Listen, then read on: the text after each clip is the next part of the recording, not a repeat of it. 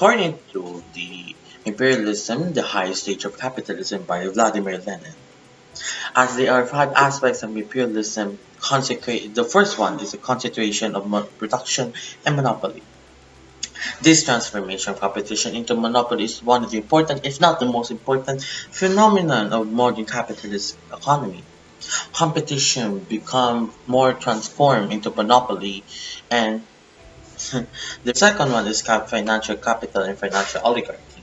Oligarchy is for those companies or for those heads that are not being kind of like public servant, but they're the ones who hold the one of the most important resources or one of the most pillars of a country. The role of banks is to act as an intermediary in the payments of payments. In that work, they transform active currencies into active, in example, towards capital that generates profits. They collect all kinds of money and hand it over the power to the power capitalist class. Fourth one is the economic division of the world. Why? Because to divide the world, you need to divide the world by means of the econ, the network. No, not network. The GDP and GNP of the country. That is a very common one, actually. You have the territorial division of the world. Let's give an example. Africa. Africa was being, let's use the word rape. For since for I apologize for the insensitive word, but that is the right word for it. Sarcastically, yes. But yes, Africa has been divided by those European powers, including the US.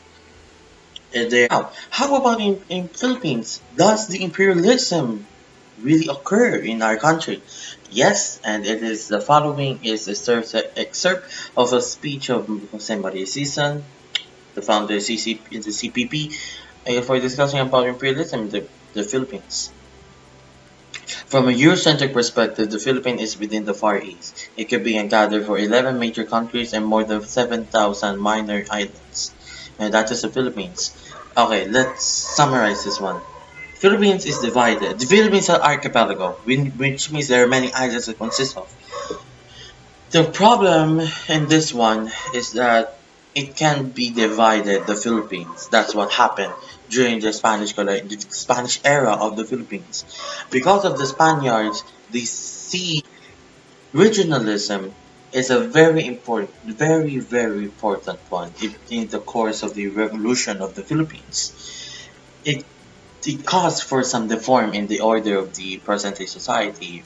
Until now, it's a very serious topic, and it can seem as not to exist, but it still exists.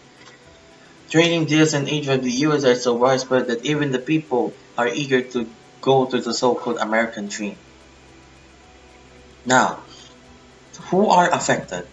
Workers, farmers, peasants. They're the ones who are appointed. The middle class are the ones who are very affected. If one law has enact towards them, it's a very. So, this is it. It's a long run, but very informative. So this is your boy, Ramzan Ibanyale. Let's rock it to the end.